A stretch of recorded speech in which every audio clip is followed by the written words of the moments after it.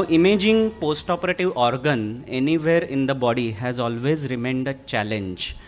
Why? Because the referring surgeon is anxious, the patient is anxious, the relatives are more anxious, and all these three categories will be pouncing on you, and they want to know what exactly is happening with that particular patient's organ, and they want an answer from you, that too in writing. And you as a radiologist are going to land up putting your signature against that particular group of findings, making it a medico-legal document. So as a radiologist, we need to be really very careful while interpreting any post-operative imaging, including spine.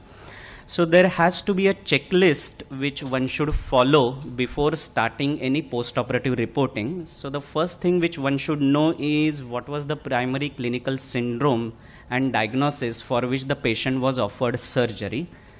The second point is related to surgical details as to what all things have been done with that particular patient. So what was the surgical approach which was followed, what all things have been removed, and are there any additional things which have been put into the patient's body like implants, bone grafts, etc.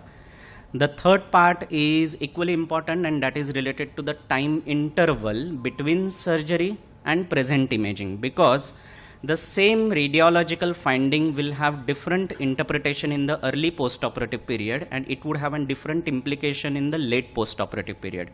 And last but not the least is what are the present signs and symptoms with which the patient has presented now, and why the surgeon has asked for a repeat imaging. So this is something which is very, very important. You should not ignore that, and unless and until these all 4 points are ticked, you should not attempt any post-operative reporting. In general, the results of spinal surgeries have been variable. Yes, of course, they have improved over a period of time, but the kind of complications and dissatisfaction after the spinal surgeries has been so much that the complication part has been grouped into called as failed back surgery syndrome, and the incidence of failed back surgery syndrome which has been reported in the literature is about 10 to 40%.